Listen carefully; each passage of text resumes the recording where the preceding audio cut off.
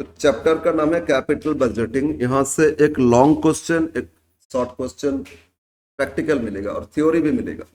तो बहुत lengthy chapter से स्टार्ट करते हैं। चैप्टर क्या होता है कैपिटल बजटिंग?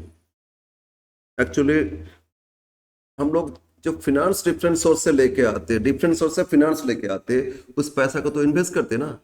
दो जगह इन्वेस्ट करते हैं, एकदम बेसिक क्लास में बताया था। एक तो लॉन्ग टर्म इन्वेस्टमेंट होता है, बिल्डिंग मशीनरी सब में लगता है ना, एक बार इन्वेस्ट करोगे ह्यूज ईयर्स यूज कर लेंगे। और एक होता है working capital, day to day business के लिए, सामान खरीदना बेचना, लेबर को पे करना, सैलरी रेंट देना, है ना।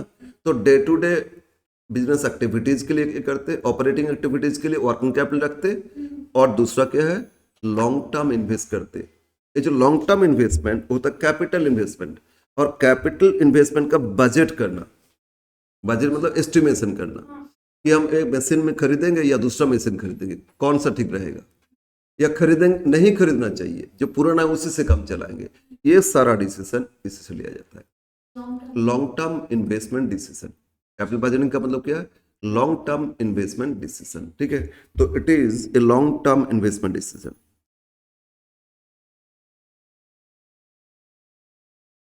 Long term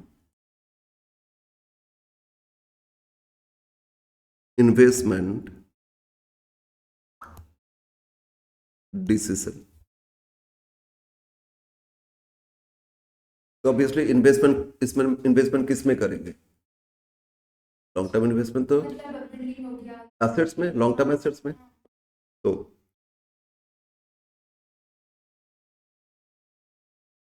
decision is taken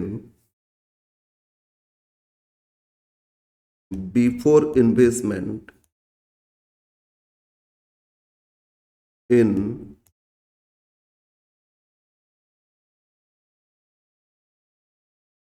fixed assets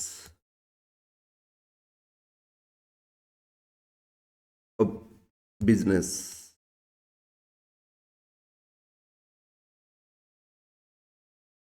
decision लेते क्या चीज का? इन्वेस्टमेंट से पहले तो डिसीजन लेंगे, खरीद लिए इसके बाद डिसीजन लेके क्या होगा?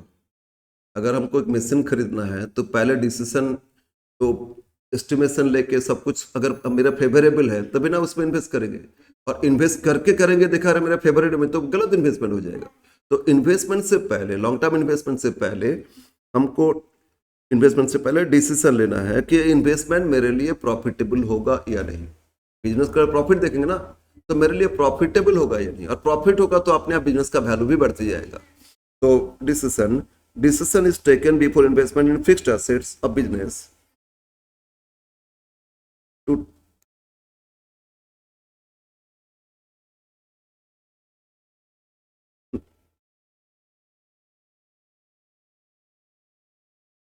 Investment profitable. जो भी इन्वेस्ट करेंगे वो इन्वेस्टमेंट मेरे लिए प्रॉफिटेबल हो रहा है या नहीं, वो डिसीजन लेना हो। ठीक है, नाउ ये डिसीजन लेने के लिए तो इन्वेस्टमेंट जहां जिस एसेट्स पे करेंगे, वो एसेट से हम कितना रिटर्न कमाएंगे ये मैटर करेगा। जैसे हम एक जगह इन्वेस्ट करेंगे मशीन में, और मशीन से प्रोडक्शन करेंगे, जब मशीन मेरा प्रोडक्शन इंस्टॉलेशन कंप्लीट हो जाएगा, उस मशीन रन करेंगे तो प्रोडक्शन होगा, उसी प्रोडक्शन को बेच के मेरा प्रॉफिट आएगा, आएगा ना। तो उससे जो हमको प्रॉफिट देके जाएगा, वो प्रॉफिट से अपना कॉस्ट मेंटेन करके सरप्लस आएगा या नहीं, प्रॉफिटेबिलिटी मैक्सिमम, है ना। वो अगर होता है तो मेरे लिए प्रॉफिटेबल है तो इन्वेस्ट कर दो, अगर वो नहीं हो पाएगा तो नहीं करेंगे ना। तो रिटर्न ऑन इन्वेस्टमेंट मैटर करता है, और कॉस्ट ऑफ इन्वेस्टमेंट मैटर करता है। मतलब इन्वेस्ट करेंगे तो खर्चा भी तो लग रहा है ना, कहीं से लोन लेके कर रहे हैं अदर्स, तो कॉस्ट ऑफ इन्वेस्टमेंट मैटर करता है, और रिटर्न ऑन इन्वेस्टमेंट भी मैटर करता है। अब जब डिसीजन लेंगे ना, एकदम डायरेक्ट पॉइंट पे आते, लेंगे चैप्टर्स, मेथड्स और इन्वेस्टमेंट डिसीजन।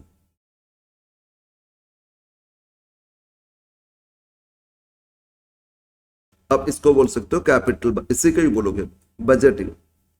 इन्वेस्टमेंट डिसीजन मतलब कैपिटल बजटिंग, ठीक है ना, छोड़ो ना capital budgeting. Methods for investment decision, और ये मेथड में दो है।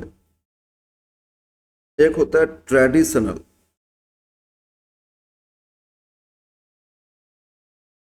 Traditional method,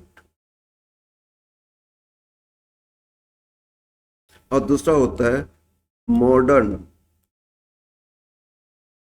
modern approach.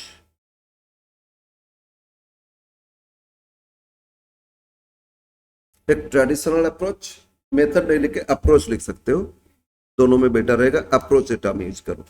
Traditional approach and modern approach, traditional approach and modern approach. Traditional लोग पहले करते थे, लेकिन आजकल मॉडर्न और अच्छा वैसे इन्वेस्टमेंट ले सकते हैं, तो डिसीजन तो मॉडर्न अप्रोच फॉलो करना। ट्रेडिशनल अप्रोच का दूसरा एक नाम है, इसको बोलते हैं non discounting technique, non non discounting technique.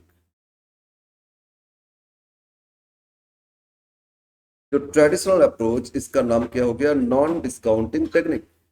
और जो मॉडर्न अप्रोच, इसका नाम है डिस्काउंटिंग टेक्निक, डिस्काउंटिंग टेक्निक।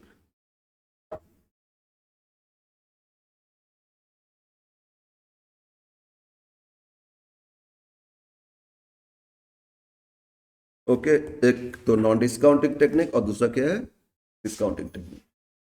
अब बीच में एक लाइन कर लो, ट्रेडिशनल के अंदर कुछ मेथड है, फिर मॉडर्न अप्रोच में भी कुछ मेथड है। मतलब एक एक अप्रोच है ना, एक एक अप्रोच के भी बहुत सारे मेथड है ना। ट्रेडिशनल के नीचे लिखो, ट्रेडिशनल में लिखोगे,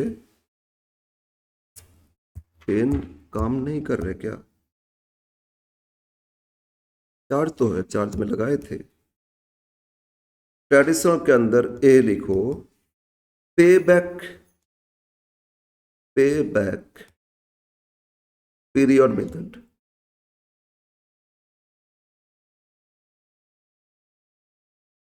ये चैप्टर यहीं पे शुरू की, पे बैक पीरियड मेथड, ठीक है। दूसरा B,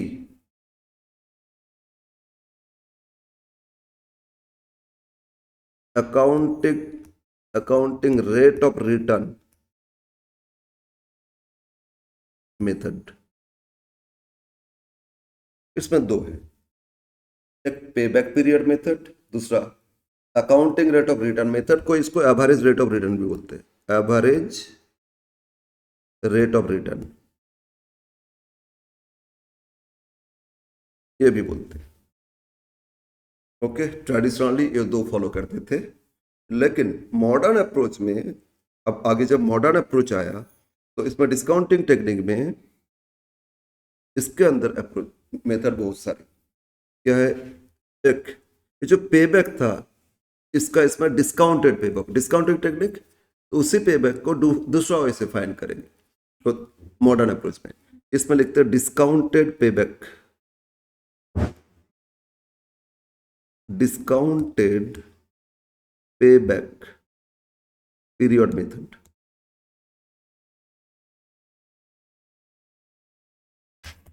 okay, second net present value method,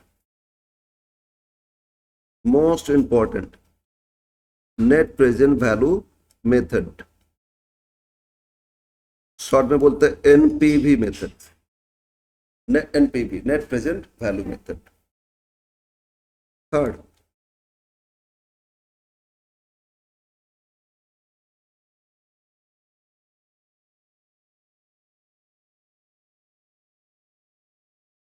profitability index method,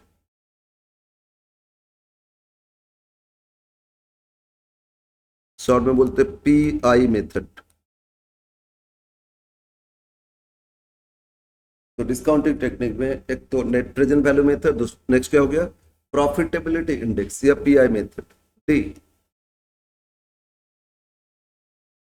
internal rate of return method, internal rate of return method, short में बोलते IRR मेथड। इवन क्वेश्चन में सब शॉर्ट टर्म यूज करते हैं, question में भी ये शॉर्ट टर्म यूज करेंगे, ठीक है। IRR फाइंड करो, NPV फाइंड करो, PI फाइंड करो, ओके यस।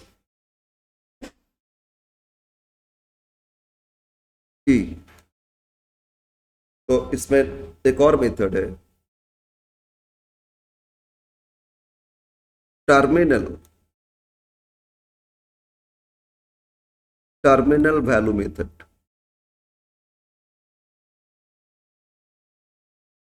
ओके, और भी है लेकिन वो ऑलरेडी कुछ मॉडिफाइड है और कुछ मॉडिफाइड IRR, तो इग्नोर इट। तो हम लोग को इतना सारे मेथड सीखना है। क्या क्या मेथड हो गया? एक ट्रेडिशनल अप्रोच और दूसरा क्या है? Modern approach. ट्रेडिशनल अप्रोच का नाम है नॉन डिस्काउंटिंग टेक्निक और मॉडर्न अप्रोच का नाम है डिस्काउंटिंग टेक्निक। और ट्रेडिशनल में दो मेथड सीखेंगे, एक पे बैक पीरियड मेथड और दूसरा accounting rate of return method या average rate of return method. और डिस्काउंटिंग में डिस्काउंटेड पे बैक आएगा, दूसरा है net present value method, third है profitability index method, fourth internal rate of return method IRR method और टर्मिनल वैल्यू मेथड, ठीक है। तो इसमें 5 और इसमें 2, 7 मेथड सीखना है और 7 सीखने के बाद इससे रिलेटेड कुछ और कैलकुलेशन भी सीखेंगे आगे, ओके। अब एक एक मेथड का डिटेल्स। तो चैप्टर का नाम हो गया कैपिटल बजटिंग। कैपिटल बजटिंग मतलब लॉन्ग टर्म एसेट्स में इन्वेस्ट करने के लिए डिसीजन लेना, ठीक है। एक बिल्डिंग, फैक्ट्री बिल्डिंग बनाना चाहते हैं तो बिल्डिंग लॉन्ग टर्म इन्वेस्टमेंट है, तो वो बिल्डिंग बनाएंगे या बिल्डिंग खरीद लेंगे या कौन सा जगह लेंगे, कलकत्ता में लेंगे या थोड़ा विलेज एरिया में लेंगे। तो ये सारा डिसीजन लेने के लिए हम लोग फॉलो करते हैं, ठीक है। और डिसीजन तो बजट पहले एस्टिमेशन, वो एस्टिमेशन ही करना, इसको बोलते हैं कैपिटल बजटिंग। इसमें 2 अप्रोच क्या बोले, ट्रेडिशनल और मॉडर्न। ट्रेडिशनल में 2 है। अब एक एक मेथड का डिटेल्स। फर्स्ट मेथड ट्रेडिशनल में क्या था बोलो तो पे बैक पीरियड। तो अब डिटेल्स ऑफ पे बैक पीरियड एक एक करके सीखेंगे डिटेल्स। पॉइंट थर्ड लिखो। पॉइंट 1 क्या होता है देख लिखे थे, सेकेंड मेथड कितना लगता है, थर्ड पॉइंट आप लिखो पॉइंट 3 डिटेल्स ऑफ मेथड। एक एक मेथड का डिटेल्स। तो फर्स्ट मेथड ये हो गया पे back period method. First method का नाम क्या हो गया, पे बैक पीरियड मेथड। क्या होता है पे बैक? हम कुछ इन्वेस्ट किया ना, वो पैसा कब वापस आएगा, वापस आना, बैक है ना। से एक मशीन मैंने खरीदे 10 लाख देके, एक मशीन मैंने खरीदे, टोटल मेरा इन्वेस्टमेंट कितना लगा 10 लाख। तो बोलो ये जो 10 लाख आज मैंने इन्वेस्ट कर दिए उससे रिटर्न आएगा ना, हर साल कुछ रिटर्न आएगा। अगर लाइफ इसका 10 ईयर्स है, लाइफ कितना है 10 ईयर्स, तो हम देखेंगे ये मशीन हमको कितना दिन में 10 लाख रिटर्न कर देंगे, कितना दिन में मेरा इन्वेस्टमेंट वापस आ जाएगा। वो अगर मान लो 6 साल में वापस आ जाता है, 6 ईयर्स में वापस आ गया, तो मेरे लिए इन्वेस्टमेंट प्रॉफिटेबल होगा, क्योंकि आगे 4 साल तो प्रॉफिट ही प्रॉफिट है, क्योंकि 6 साल में मेरा इन्वेस्टमेंट रिटर्न आ गया तो आगे 4 साल क्या प्रॉफिट आएगा, तो ये अच्छा इन्वेस्टमेंट हो जाएगा। तो कितना दिन में मेरा पैसा इन्वेस्टमेंट वापस आ रहा है, उसी को क्या बोलोगे, पे बैक। पैसा मेरा इन्वेस्टमेंट कितना दिन में वापस आ रहा है, पे बैक। तो जितना पे बैक अर्ली होगा उतना आपका इन्वेस्टमेंट डिसीजन अच्छा होगा ना। तो इस बेसिस पे डिसीजन लेते, इसीलिए इसको क्या बोले, पे बैक पीरियड मेथड। अब मान लो 10 लाख लगाए और 10 साल लाइफ है, पता चला मेरा हमको 9 साल में देगा रिटर्न, तो 9 साल में रिटर्न देगा तो एक ही ईयर प्रॉफिट कमा पाएंगे। तो सोचो 10 साल में जो लगाए और एक ही ईयर का प्रॉफिट आएगा तो ये उतना अच्छा नहीं है। हम दूसरा कंपनी हमको बोला मेरा लीजिए ना, उनमें देखे 7 साल में हमको दे देंगे। अब 2 मशीन में से कौन सा कर दे, एक 9 साल में रिटर्न देंगे और एक 7 साल में। 7 साल तो जो अर्ली पे बैक करेगा उसी में इन्वेस्ट करेगा, एक डिसीजन हो गया ना। तो इसी वजह से कैलकुलेशन करते, इसीलिए इसका नाम क्या हो गया आपका, पे बैक पीरियड मेथड। समझ में आया ना। तो पे बैक पीरियड मतलब क्या होता है बोलो तो, In how many years your investment should be return back, कितना ईयर्स में आपका इन्वेस्टमेंट रिटर्न आ जाएगा, ठीक है ना। लिखो द पीरियड, पे बैक पीरियड होता है the period in which the investment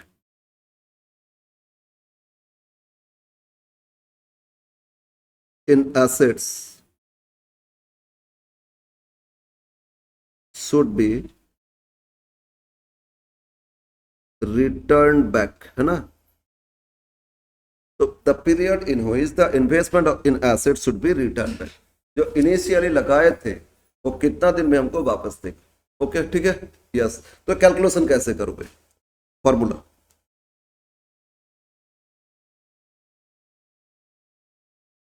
इसका फॉर्मूला कैलकुलेशन कैसे करोगे, लिखो ए इफ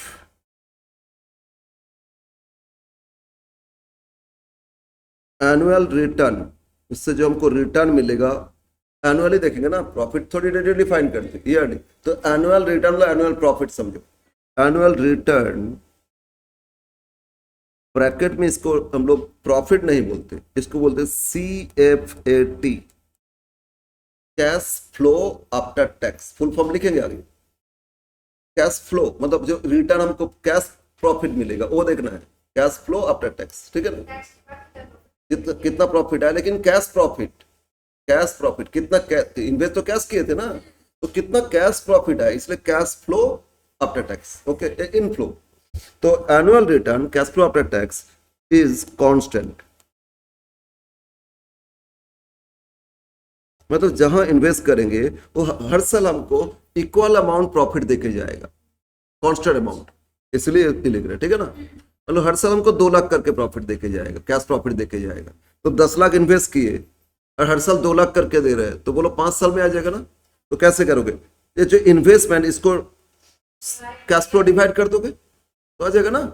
तो इसमें फॉर्मूला हो रहा है पे बैक इक्वल टू, इसमें पे बैक इक्वल टू, एकदम कंसेप्चुअली समझो, देखो इजी है। Pay back period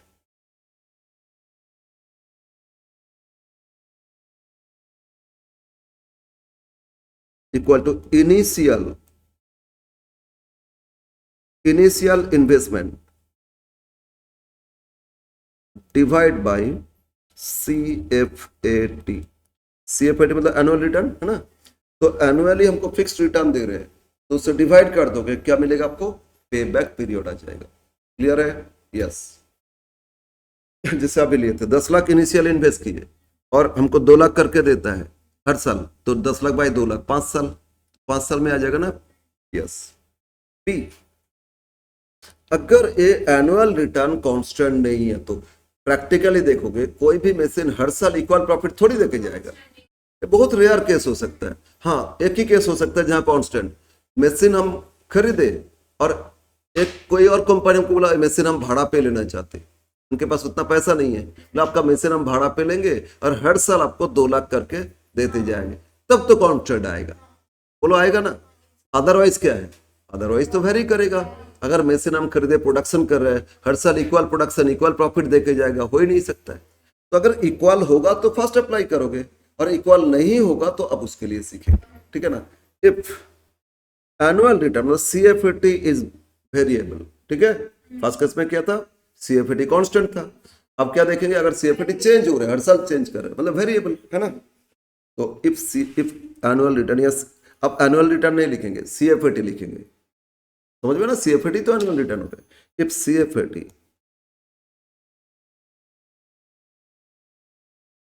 is variable, अभी कम है, नेक्स्ट ईयर बढ़ गया, नेक्स्ट ईयर फिर बढ़ गया, नेक्स्ट ईयर थोड़ा कम हो गया, तो वेरी कर सकता है वेरिएबल। तो इसमें कैसे करोगे, स्टेप बाय स्टेप करना होगा। स्टेप 1, अब फाइंड करोगे CFAT of each year of the life of machine, life of assets, machine नहीं बोल के, अगर मशीन में इन्वेस्ट कर तो मशीन का आगे लाइफ है, नहीं लाइफ मतलब उसका 10 ईयर्स लाइफ है, तो 10 ईयर्स तो यूज कर पाएंगे ना, हो सकता है 2 साल बाद बेच देंगे, तो डिसीजन उस टाइम लिया जाएगा। लेकिन अभी इन्वेस्टमेंट मशीन खरीदेंगे नहीं, इसके लिए इसका लाइफ देखेंगे, आगे फ्यूचर 10 ईयर्स में हमको कितना देके जाएगा, हर साल कितना प्रॉफिट देके जाएगा, ठीक है ना। ईच एंड एवरी ईयर सीएफएटी, और सीएफएटी कैसे कैलकुलेशन आगे सीखेंगे। नेक्स्ट स्टेप 2, फाइंड करोगे क्यूमुलेटिव सीएफएटी।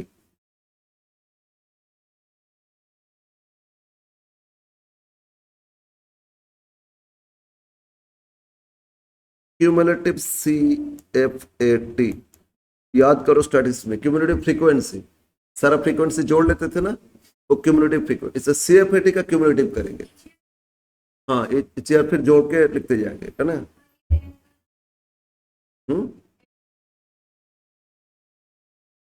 अभी समझाएंगे, एक एग्जांपल लेके क्लियर कर देंगे। तो फाइंड करोगे पहले सीएफएटी हर साल का, फिर इसके बाद क्यूमुलेटिव फ्रीक्वेंसी टेबल बना लोगे। And step 3,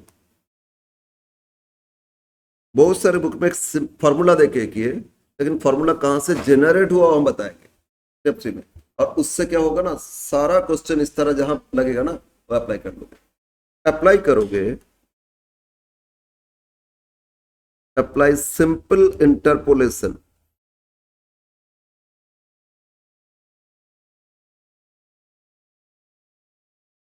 interpolation formula to find payback period।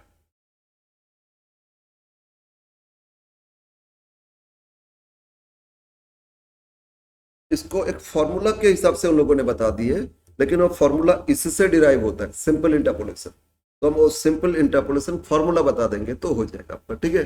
तो कैसे क्या होता है सिंपल इंटरपोलेशन फॉर्मूला, इसको हम लोग समझते हैं, ठीक है।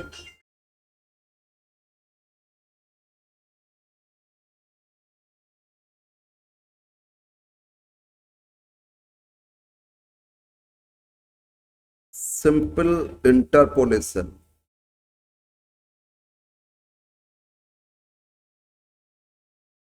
फॉर्मूला,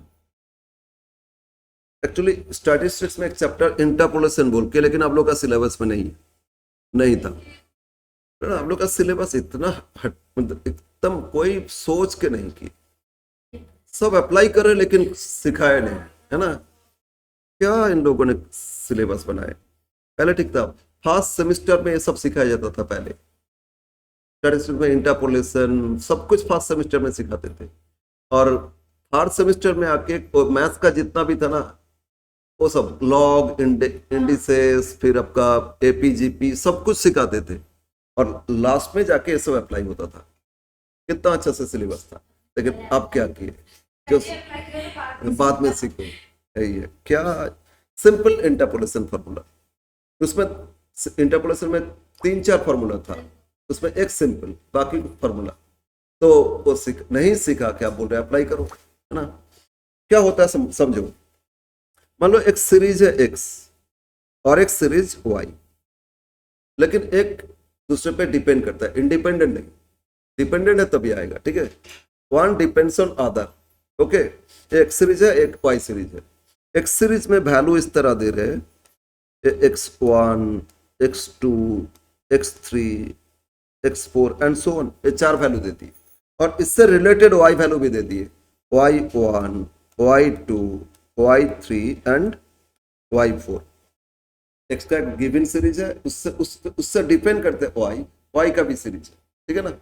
अब बोल रहे हैं इसमें y में एक वैल्यू आपको दे दिए जो इन बिटवीन आया, मान लेते y का एक वैल्यू आपको गिवन, इसमें इन बिटवीन वैल्यू है, मान लो this is y equal to, इसमें दे दिया a, y का एक वैल्यू a दे दिए, तो उससे रिलेटेड x वैल्यू क्या होगा यही आपको फाइंड करना है। 2 सीरीज है जहां एक डिपेंड करते हैं और एक पे, और एक का वैल्यू दे देंगे तो दूसरा वैल्यू फाइंड करोगे। x डिपेंड्स ऑन y, तो y कुछ भी दे देंगे उसके लिए x फाइंड कर लेंगे ना, x तो डिपेंड करते y पे, समझ में ना। अगर y डिपेंड्स ऑन x तो x वैल्यू दे देंगे तो y फाइंड कर लेंगे, और x डिपेंड्स ऑन y तो y वैल्यू देने से x फाइंड करेंगे, ठीक है ना। तो कैसे करोगे, अभी फॉर्मूला लिखते हैं, फिर अभी एग्जाम्पल से क्लियर करेंगे। हाँ कॉपी कर लो, कॉपी कर लो, क्योंकि ये फॉर्मूला बहुत जगह लगेगा। एक सीरीज है, वाई सीरीज है, गिवन वैल्यू। अब एक y का वैल्यू आपको दे दिए, उसके लिए x फाइंड करना है, ठीक है। y का वैल्यू दे दिए, x फाइंड करना है, तो नीचे लिखते हैं to find x at y equal to क्या दिए, a। आपको x फाइंड करना, y a दे दिए, या y फाइंड करना x दे दिए आपको, कोई एक मिसिंग है ना, वो फाइंड करते इंटरपोलेशन से, और उसको इंटरपोलेशन बोलते हैं, एक्स्ट्रापोलेशन भी बोलते हैं। क्या होता है इंटर, क्या होता है एक्स्ट्रा, थोड़ा सा बेसिक देना पड़ेगा ना, क्योंकि नहीं सिखा कैसे कर रहे हैं। अगर आपको जो फाइंड करना है, एक गिवन विद इन कुछ वैल्यू फाइंड करना है, तो इंटरपोलेशन, ठीक है। ये सीरीज x का दे दिए, y भी दे दिए, लेकिन आपको एक y का वैल्यू इससे बाहर दिए, मतलब x4 y4 है ना, इसके बाद कुछ वैल्यू दिए, तो जो गिवन उसके अंदर नहीं है ना, तो उसको बोलते हैं एक्स्ट्रापोलेशन, ये इंटरपोलेशन है। तो एक ही फॉर्मूला, लेकिन इंटरपोलेशन और एक्स्ट्रापोलेशन। इंटर मतलब विद इन कुछ वैल्यू फाइंड करना, मिसिंग वैल्यू, और उससे बाहर कुछ, इस सीरीज से बाहर, तो एक्स्ट्रापोलेशन यूज करो। क्लियर है। तो अब कैसे करोगे बोलो, हम लेफ्ट हैंड राइट हैंड दोनों देखेंगे। y a के लिए x वैल्यू यहां कुछ आएगा ना, तो अगर इसको मान लेते कैपिटल x, मुझे फाइंड करना हो क्या, कैपिटल x, तो एक कैपिटल लेफ्ट हैंड साइड ऐसे लिखोगे, कैपिटल x फाइंड करना है, और जस्ट इससे ऊपर क्या वैल्यू है x का, x2 है, इसके ऊपर अगर इन b2 है ना, तो इसके ऊपर x2 है ना, इससे माइनस कर देंगे x2। अब डिवाइड करेंगे, क्या डिवाइड करें, जस्ट इसके नीचे क्या वैल्यू है, तो x3 नीचे लिखेंगे, और इसके ऊपर क्या है, x2। बीच में x तो फाइंड करना है ना, x के लिए जो फाइंड करना है उसको कैपिटल x मान लिए, तो ये जो फाइंड करना है उसको ऊपर कौन सा वैल्यू है, x2, वो लिख देना, डिवाइड बाई डिनोमिनेटर, इसके नीचे कौन सा वैल्यू है, x3, उससे ऊपर का वैल्यू क्या है, x2, ये माइनस कर दो, ये लेफ्ट हैंड हो गया। और इसी तरह राइट हैंड में जाओगे, इक्वल, बीच में इक्वल कर लोगे। अब राइट हैंड में जाओगे, अब बोलो ये x के बदले में हमको वैल्यू y का क्या देते, a दिए थे, y का a दिए थे ना, तो उसमें a आ जाएगा। अब बोलो उसके ऊपर का वैल्यू क्या है y सीरीज में, यस, तो y2 क्या करोगे, माइनस करोगे। अब डिनोमिनेटर में बोलो क्या आएगा, एग्जैक्टली y3 माइनस, अब इसको सॉल्व कर लोगे तो मिसिंग तो सिर्फ यही चीज है ना, तो x आ जाएगा। तो कोई भी एक मिसिंग एक दूसरे पे डिपेंड होना चाहिए, तो मिसिंग वैल्यू फाइंड करने का जो फॉर्मूला है उसको बोलते हैं interpolation formula, simple interpolation formula. अब समझ में आया ना, ओके। इसी फॉर्मूला अप्लाई करोगे, एक्स मिसिंग आ जाएगा, ओके। अगर इसको हम लोग एक्स को ईयर्स लेते हैं, इसको ईयर्स लेते हैं, और एक CF80 है, ये y को CF80 मान लेते हैं, है ना, और ये आपको ईयर्स, कितना ईयर्स में रिटर्न, तो x तो ईयर्स है ना, वो फाइंड करना है। तो जो कैश फ्लो हमको टोटल कितना मिलेगा, इस इक्वेशन में पुट कर देंगे। y दे दिए, CF80 तो फाइंड किए थे, क्यूमुलेटिव किए थे ना, वो दे दिए, तो x वैल्यू फाइंड हो जाएगा, ईयर्स फाइंड हो जाएगा, तो पे बैक पीरियड कितना ईयर्स में, वो इससे पता चल जाएगा, ओके। अब CF80 अब कैलकुलेशन सीखेंगे। अब क्या सीखेंगे, CF80, ये सीख लिए तो बस अप्लाई कर देंगे। नाउ लिखो इंटरपोलेशन का सिंपल इंटरपोलेशन फॉर्मूला, हाँ, ये फॉर्मूला को सिंपल इंटरपोलेशन फॉर्मूला बोलते हैं, ये सिंपल इंटरपोलेशन फॉर्मूला, राइट। बोलो ये फॉर्मूला लिख लिए, ये जो फॉर्मूला लिखे इसका नाम क्या है, इवन आप लोग को नहीं पता, जो मीडियन फाइंड किए थे, क्वार्टाइल, वो इसी से ही सब आया। इतना इंपॉर्टेंट फॉर्मूला नहीं सिखा के सब कुछ सिखाया जा रहा है, सोचो, लेकिन वो सब इसी फॉर्मूला से डिराइव होता है, और का डायरेक्ट फॉर्मूला उसमें कर देते ना, अब इससे कर लो ना, सब आ जाएगा, ओके। यस, तो अभी सॉरी दूसरा लिखते, एक तो हम लोग क्या सीखे बोलो, इंटरपोलेशन का सीखे। अब CFAT हर साल का कैसे, क्योंकि बोला ना कैश प्रॉफिट चाहिए, ठीक है ना, कैश कितना इनफ्लो होगा, तो लिखो CFAT, कैलकुलेशन ऑफ CFAT, एक नोट और calculation of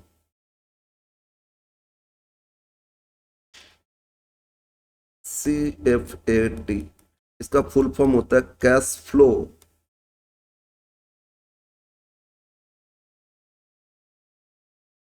after tax, cash flow after tax, okay. सबका इनिशियल से CFAT, ओके। तो कैसे करोगे, पूरा इनकम स्टेटमेंट करेंगे, प्रॉफिट ही तो फाइंड करना है ना, क्या बोलते हैं प्रॉफिट, कैश प्रॉफिट, तो प्रॉफिट कैसे करते हैं, इनकम स्टेटमेंट। इनकम स्टेटमेंट में बोलो सेल से क्या माइनस करते थे, वेरिएबल कॉस्ट, FM में किए थे, लिवरेज में किए थे ना, तो लेस करोगे क्या, वेरिएबल कॉस्ट, तो क्या मिलेगा, कंट्रीब्यूशन आएगा। अब इससे फिर क्या लेस करोगे, यहां फिनांस और ए बोल के नहीं, बस फिक्स कॉस्ट माइनस कर देंगे, इससे लेस करेंगे fix cost including depreciation. Depreciation generally इसमें फिक्स माना जाता है, ठीक है, फिक्स कॉस्ट लेस कर देंगे और डिप्रिसिएशन को भी इसमें माइनस कर देंगे, और लेस किए तो EBIT आ जाता ना, तो EBIT, इसको EBT लिखोगे, इस सारा फिक्स कॉस्ट माइनस कर दिए ना, बोलो तो इसमें ने बोला नहीं ना, इसमें ऑपरेटिंग फिक्स कॉस्ट फिनांस ऐसे तो नहीं किए, तो पूरा फिक्स कॉस्ट हो गया तो EBT हो जाएगा, बोलो, तो दोनों फिक्स कॉस्ट माइनस हो गए तो क्या बोलोगे, EBT। तो इसको EBIT नहीं बोल के क्या बोलोगे, EBT, डिप्रिसिएशन, DP ऊपर N लिख दिया शॉर्ट में, fix cost including depreciation, less करेंगे बोलो क्या मिलेगा, EBT। अब EBT तो फिर क्या लेस करोगे, टैक्स, तो सर्टेन परसेंटेज ऑन EBT, तो क्या मिल गया, पैट आ गया, प्रॉफिट आफ्टर टैक्स आ गया ना। नाउ अब इसमें कुछ ऐड बैक करेंगे, हम लोग को अब कैश प्रॉफिट चाहिए, तो बोलो ये जो डिप्रिसिएशन लेस किए थे वो ऐड करेंगे, क्योंकि डिप्रिसिएशन के लिए पेमेंट तो किसी को नहीं किए, डिप्रिसिएशन वैल्यू घटाए, पेमेंट थोड़ी किए, तो वो ऐड बैक, नॉन कैश है ना, तो उसको ऐड बैक कर लेंगे तो कैश प्रॉफिट आ जाएगा, ऐड करोगे डिप्रिसिएशन,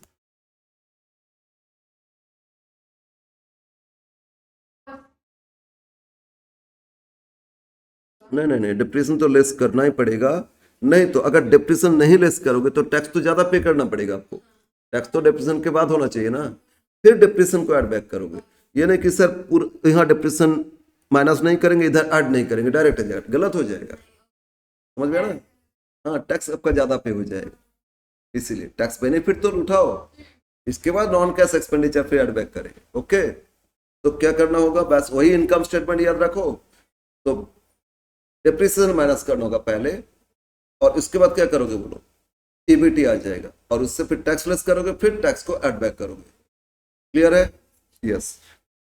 तो ये डिप्रिसिएशन ऐड बैक किए तो क्या मिलेगा आपको, CFAT, तो CFAT फाइंड हो गया, इसके बाद हम लोग कैलकुलेशन कर लेंगे, यस। अब क्वेश्चन लेते हैं, अब हम लोग क्वेश्चन सॉल्व करते हैं, ठीक है। स्टडी मैथ से देखो, स्टडी मैथ क्वेश्चन,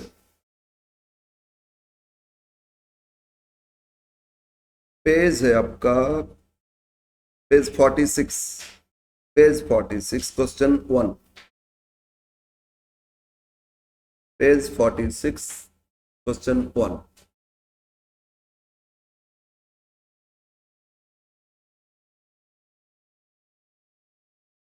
इससे पहले कुछ लिमिटेड था वो डिलीट हो गया। The company wants to install a printing machine, cost कितना है, 4 लाख। एक प्रिंटिंग मशीन इंस्टॉल करना चाहते हैं, इसका दाम कितना, 4 लाख, राइट। और बोल रहे इसमें this is to be use for commercial purpose and is estimated to earn net earning, कितना अर्न करके देंगे, ईयरली दे दिए 60,000, after charging depreciation 12.5% straight line, मतलब इसमें डिप्रिसिएशन ऑलरेडी चार्ज हो गया था ना, आफ्टर चार्जिंग प्रॉफिट इतना देंगे हमको। तो मतलब आपको क्या दिए, मतलब आपको क्या दिए, इस पॉइंट पे आ जाओ। यस, आफ्टर डिप्रिसिएशन दे दी ना ईबीटी, यहां से क्या लेस करेंगे, टैक्स, लेस करने के बाद डिप्रिसिएशन को ऐड बैक कर लेंगे, तो क्या मिल जाएगा आपको, सीएफएटी। तो क्वेश्चन में सेल से नहीं दी, क्वेश्चन में आफ्टर डिप्रिसिएशन प्रॉफिट, तो ईबीटी दे दिए ना। तो क्वेश्चन ठीक से देखो, कहीं पे प्रॉफिट आफ्टर टैक्स दे दिए, ऐड दे दिए, तो सिर्फ डिप्रिसिएशन को ऐड बैक करना होगा। क्लियर है ना। तो क्या दिए उस पे, उसके हिसाब से कैलकुलेशन करोगे। यहां पहले टैक्स लेस करेंगे, फिर डिप्रिसिएशन को ऐड बैक करेंगे। क्लियर है। तो इससे क्या मिलेगा बोलो, सीएफएटी मिल जाएगा। तो फाइन कर लेते। अब और एक चीज, इसका लाइफ आगे कुछ इंस्टॉल तो किए, कितना दिन का लाइफ होगा बताया क्या, नहीं बताया, ठीक है, नहीं बताया, कोई बात नहीं है। लेकिन इसमें एक चीज तो है, हर साल जो एनुअल सीएफएटी है तो कांस्टेंट फिक्स्ड आएगा। अगर ये 60,000 पर एनम है, हर साल हमको इतना अर्निंग देके जाएंगे, तो सीएफएटी तो कांस्टेंट आएगा ना। तो सीएफएटी कांस्टेंट, तो फर्स्ट फॉर्मूला क्या था, इनिशियल इन्वेस्टमेंट बाय सीएफएटी, पेबैक आ जाएगा ना। हर एक क्वेश्चन में 80% भी दे सकता है, जो देगा वही तो करोगे ना, नहीं तो तुम लड़ाई करना शुरू कर दोगे, नहीं तो इतना टैक्स तो होता नहीं, हम देंगे नहीं कुछ, तुमको तो करना पड़ेगा ना। 60 दे, 50 दे, 20 दे, 50, जो भी देगा उसके हिसाब से करोगे। क्लियर है। और ये हम लोग टैक्स नहीं पढ़ रहे, तो इसमें टैक्स रेट जो मेंशन करेंगे वही अप्लाई करोगे। क्लियर है। और हाँ, एक्चुअली कैपिटल बजटिंग से भी यहाँ नहीं, पूरा दुनिया में पढ़ाया जाता है, और सबका तो अलग अलग रेट होता है। तो यहाँ क्या देखना है भाई, जो भी रेट रहेगा उसको अप्लाई कर दोगे, ठीक है ना। Yes, question 1 solution. Question first, सबसे पहले बोलो क्या फाइंड करेंगे, सीएफएटी। लिखो कैलकुलेशन ऑफ सीएफएटी,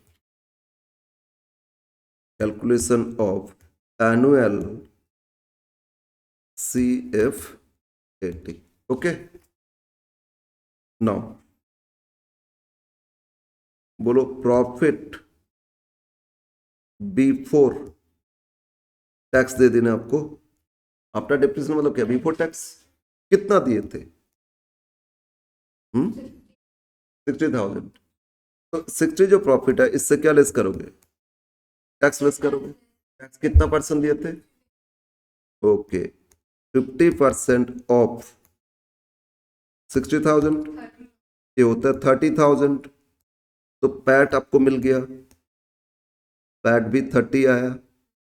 अब फिर ऐड बैक कर लेंगे डिप्रिसिएशन, नो तो रेट दिए थे तो फाइंड करेंगे ना, डिप्रिसिएशन तो कॉस्ट पे लगता है, कॉस्ट 4 लाख था ना, तो 4 लाख पे स्ट्रेट लाइन, तो हर साल 12.5% फिक्स अमाउंट आएगा ना। तो बोलो 4 लाख पे 12.5%, 4 लाख इंटू 12.50,000, 4 लाख पे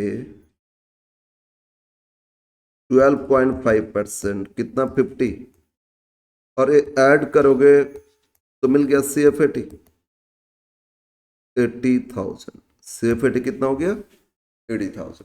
ओके, therefore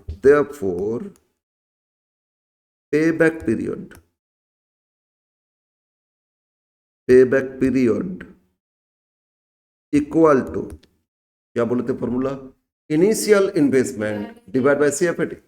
लिखोगे formula, yes, initial investment divide by CFAT, right. Initially बोलो कितना का मशीन में लगाना पड़ेगा, 4 लाख, और हर साल हमको कैश प्रॉफिट कितना देके जा रहा है, 80,000, मतलब 5 इयर्स। तो 5 इयर्स में मेरा इन्वेस्टमेंट वापस आ जाएगा, है ना। समझ में आया कैलकुलेशन। अब इस मशीन का लाइफ दे देता तो उससे पता चलता है इन्वेस्टमेंट मेरे लिए बेटर है या नहीं। लाइफ अगर इसका दे दिए 4 साल या 5 साल दे दिए, तो 5 साल दिए, 5 साल में मेरा पूरा रिटर्न आएगा, तो मेरा कुछ बचेगा नहीं, तो इन्वेस्ट मत करो भाई, ठीक है ना। तो इसीलिए इन्वेस्टमेंट लॉन्ग टर्म हो रहा है ना, एक बार गलत इन्वेस्टमेंट तो आपका पूरा बिजनेस का हालत खराब कर देंगे। तो इसीलिए इस तरह लॉन्ग टर्म इन्वेस्टमेंट से पहले बजट किया जाता है, एस्टिमेशन। समझ में आया ना? यस। अब एक क्वेश्चन करेंगे जिसमें हर साल कैश फ्लो चेंज हो रहे, वेरिएबल है ना। तो एग्जाम्पल 2,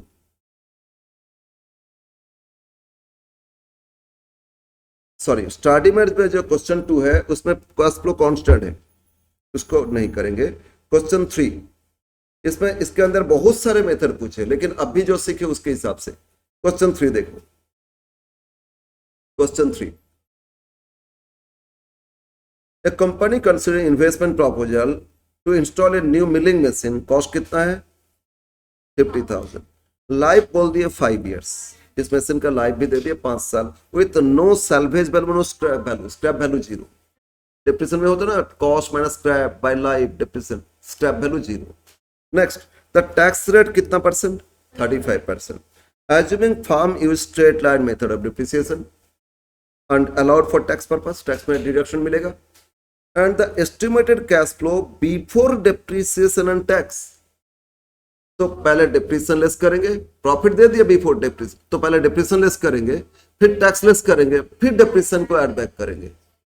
मतलब अभी लास्ट क्वेश्चन फास्ट किए थे, उसमें डिप्रेशन माइनस हो गया था, है ना, उसमें सिर्फ टैक्स माइनस किया और डिप्रेशन को ऐड बैक किए। इसमें क्या करना होगा? डिप्रिसिएशन लेस करेंगे, फिर टैक्स लेस करेंगे, और फिर डिप्रेशन को ऐड बैक करेंगे, तो सीएफएटी आएगा। बिफोर डिप्रेशन और टैक्स दिए ना, ओके। और बोलो सीएफबीटी में तो वही cash flow before depression tax दिए, तो हर साल दे दिए ना, 5 साल अलग अलग है, ये पांचों ईयर, लाइफ 5 ईयर, पांचों ईयर में अलग अलग है ना, तो बोलो सीएफएटी हर साल चेंज आएगा। अगर एक बिफोर डिप्रेशन टैक्स इतना है, तो डिप्रेशन तो फिक्स माइनस करेंगे, टैक्स तो, लेकिन ये जब ये चेंज हो गया तो सीएफएटी भी तो चेंज आएगा ना, और हर साल सीएफएटी चेंज हो रहे हैं, तो वेरिएबल तो क्यूमुलेटिव करके करना होगा आपको। समझ में आ रहा ना? तो इस क्वेश्चन को करेंगे, क्वेश्चन 3।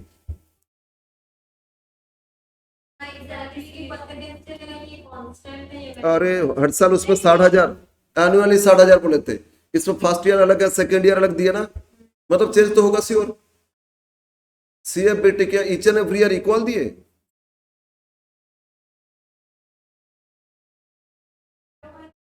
अरे ऊपर तो क्लियर मेंशन कर दिए, बिफोर डेप्रिसिएशन बोल रहे हैं, पढ़ो तो ठीक से, ठीक है ना।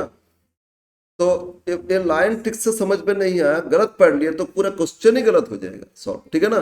इसलिए ठीक से पढ़ोगे, क्या दिया है उसके हिसाब से करना होगा। ओके, तो अब बोलो हर साल का सीएफ जो cash flow before depression tax दिए वो अलग दिए ना, तो जब सेपरेट सब चेंज हो रहा है तो वेरिएबल तो हो गया क्लियर, तो वेरिएबल का रूल अप्लाई करेंगे। वेरिएबल में क्या बोले थे? फर्स्ट स्टेप ये बोले थे हर साल का सीएफएटी फाइंड करो, और सीएफएटी नहीं दिया, फाइंड करेंगे, पांचों ईयर का फाइंड करेंगे, फाइंड करने के बाद उसको क्यूमुलेटिव कर लेंगे, क्यूमुलेटिव करने के बाद फिर इंटरपोलेशन अप्लाई करेंगे। तो स्टैटिस्टिक्स में जैसे टेबल बनाते थे ऐसे टेबल बनाएंगे 5 साल के लिए, ठीक है, क्यूमुलेटिव इंटरपोलेशन तो लगेगा ना। यस, तो अब एक क्वेश्चन, सॉरी डायरेक्ट स्टार्ट करते हैं। क्वेश्चन नंबर क्या है? 3। तो क्वेश्चन 3,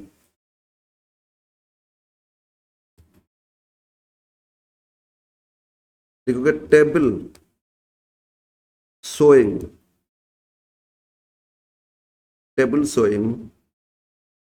CFAT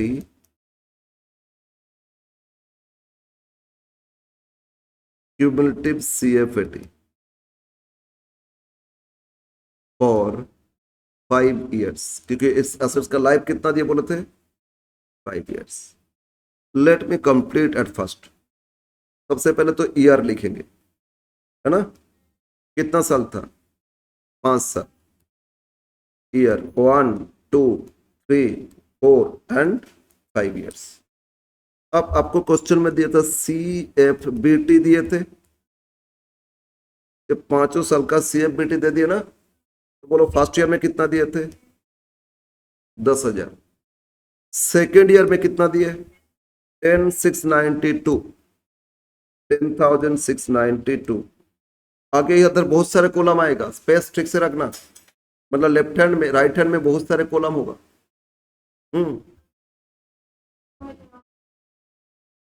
क्वेश्चन 3 है ये,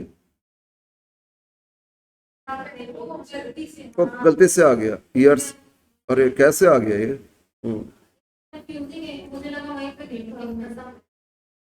प्रिंटिंग नहीं, प्रिंटिंग दिखता वो कैसे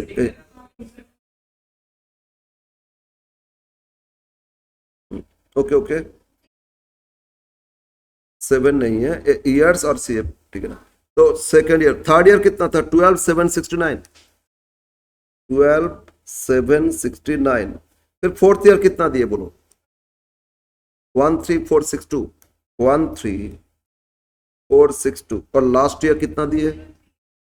20,385। लास्ट ईयर कितना? 20,385। ये तो पांचों ईयर का क्या दिया बोलो? CFPT। अब इसमें डिप्रिसिएशन से पहले था या आफ्टर था? पहले था, तो डिप्रिसिएशन लेस करना होगा, तो यहां एक कॉलम करेंगे, फिर डिप्रिसिएशन, ठीक है। और डिप्रिसिएशन लेस करके क्या मिलेगा? Profit before tax. तो नेक्स्ट कॉलम लिखेंगे PBT, ठीक है ना। और PBT से टैक्स लेस कर दोगे तो क्या मिलेगा? पैट। तो नेक्स्ट कॉलम करेंगे पैट। सर टैक्स क्यों नहीं किए? अच्छा, profit before tax into 1 minus tax करेंगे तो आफ्टर टैक्स आ जाएगा, ये था ना 1 माइनस टैक्स रेट, वही कर लेंगे। PAT, यहां लिखते PBT into 1 minus T, okay. PAT आ गया, और पैट में फिर डिप्रिसिएशन को ऐड बैक कर लोगे तो क्या मिलेगा? CFAT। क्या मिलेगा आपको? CFAT। और CFAT का क्यूमुलेटिव करना है, क्यूमुलेटिव CFAT, बस इतना कॉलम करना, ठीक है। तो मतलब ईच एंड एवरी अगर वैरी कर रहे हैं, चेंज हो रहे हैं, तो टेबल लेंथी बनाना पड़ेगा आपको, ओके। तो कितना कॉलम हो रहे? एक तो ईयर, और जो दे दिए थे CFBT वो लिख लिए। बिफोर डेप्रिसिएशन तो डेप्रिसिएशन कॉलम एक कर लिए, बेटर होगा कर लोगे, इक्वल है फिर भी कर लोगे, क्योंकि उसी को बाद में एडबैक भी तो करना है ना, इसीलिए वो ठीक रहेगा दिखाने से। फिर क्या आएगा? प्रॉफिट बिफोर टैक्स, फिर उससे टैक्स लेस करोगे तो पैट, पैट में फिर डेप्रिसिएशन को एड बैक करोगे तो CFAT, और इनटू 1 माइनस टी, और फिर CFAT में क्यूमुलेटिव कर लोगे तो क्यूमुलेटिव CFAT। जब टेबल बन जाएगा फिर इंटरपोलेशन अप्लाई करेंगे आंसर के लिए, ठीक है। यस, अब क्वेश्चन में देखो, हो गया? बोलो, लिखो लिखो जल्दी जल्दी लिखो।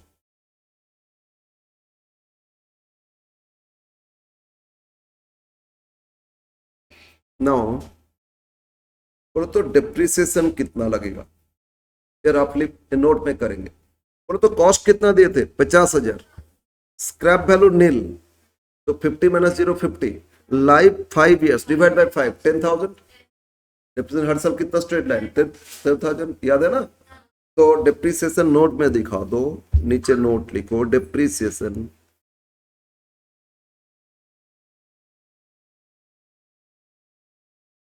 पर एनम अंडर SLM, है ना, इक्वल टू, फॉर्मूला एक बार लिख लेते, cost minus scrap divide by life, है ना।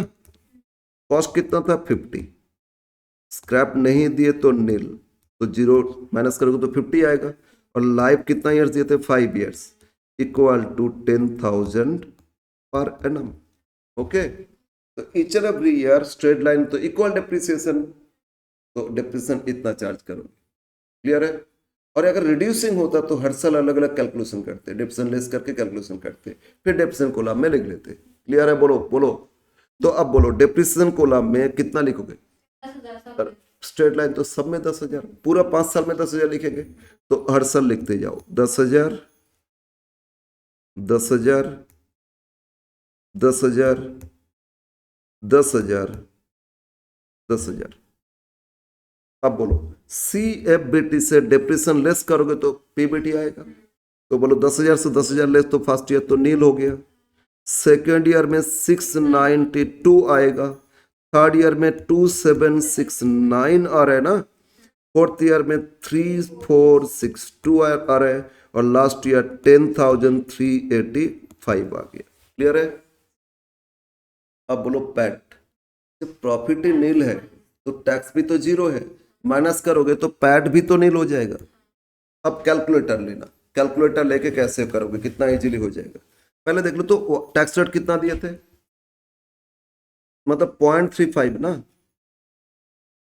तो 1 माइनस 0.35 करो होता है 0.65। पहले वो कर ले, 1 माइनस 35/100 0.35 मतलब 0.65 हो गया ना। तो कैलकुलेटर में पहले लिखो 0.65, अब इंटू फर्स्ट सेकेंड ईयर में 692 है, 692 इक्वल कर दो, ये आ रहा है 449.8, तो 450 लिख सकते ना यहाँ, करने तो फिर कितना है 450, 0.65 लिखो 0.65 कैलकुलेटर में, 0.65 इंटू। अब बोलो सेकेंड ईयर का पीबीटी क्या था, वो लिखोगे 692, प्रेस करो 692 इक्वल कितना है, ठीक से बोलो कितना है, 449.8, तो मतलब 450 हो जाएगा ना, 450 लिख लीजिए। अब कुछ कैंसिल नहीं करना। नेक्स्ट बोलो पीबीटी क्या है, 27, तो जस्ट 2769 प्रेस करो और फिर कैंसिल कर दिए, 2769 इक्वल करते जाओ, 2769 इक्वल करो यार 1791800, फिर 343462 इक्वल कर दो 2250, और हाँ नंबर इक्वल करते जाओगे सबका वैल्यू आ जाएगा, 10,385 इक्वल कर दो 6750, 0.25 इग्नोर। क्या करोगे, 0.65 जो आया था into each and every year का पीबीटी प्रेस कर इक्वल करोगे, इक्वल करोगे करते जाओगे, कुछ डिलीट कुछ नहीं करना, ठीक है ना, देखोगे हर साल का आते जाएगा।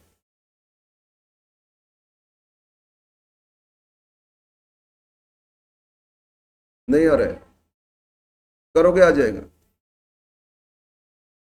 और शॉर्टकट नहीं सीखोगे तो फिर टाइम वेस्ट होते जाएगा। ओके, अब आगे बढ़ो। अब सीएफएटी में क्या बोले थे, पैट में डेप्रिसिएशन एड बैक करना है, पैट में डेप्रिसिएशन एड बैक करना है, तो जीरो में फिर 10 ऐड करोगे तो first year 10,000, second year 10,450, third year 11,800, fourth year 12,250 है ना, और लास्ट ईयर 16,750। क्या मिला बोलो, सीएफएटी आ गया ना। अब सीएफएटी हर साल देखो डिफरेंट आया, अब क्यूमुलेटिव मतलब जोड़ते जाओगे, तो फर्स्ट ईयर तो 10,000 ही लिखोगे, अब फिर 10,000 के साथ 10,450 जोड़ लो, लिख दो 20,450, ठीक है ना, फिर उसके साथ 11,800 जोड़ लो, 20,450 में ऐड कर लो 11,800, तो कितना 32,250, फिर उसमें 12,250 जोड़ लो, 44,500, फिर उसमें ऐड कर लो 16,750, तो आ गया 61, तो क्यूमुलेटिव टेबल आ गया ना। तो ये टेबल करना होगा, जहां सीएफएटी हर साल चेंज हो रहे हैं आपको क्यूमुलेटिव करना होगा। बोलो समझ में आया? अब हम लोग इंटरपोलेशन तो लगाएंगे, कैसे लगाएंगे,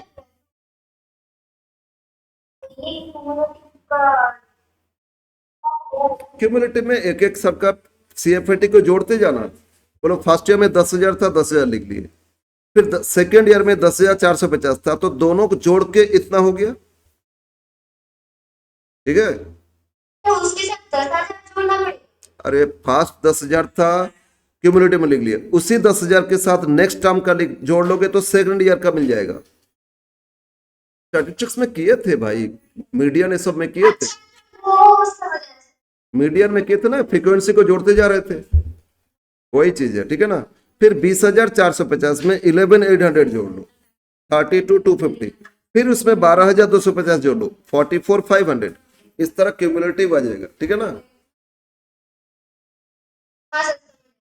हम इसको दूसरा से समझाते हैं, दूसरा चीज में समझाते हैं।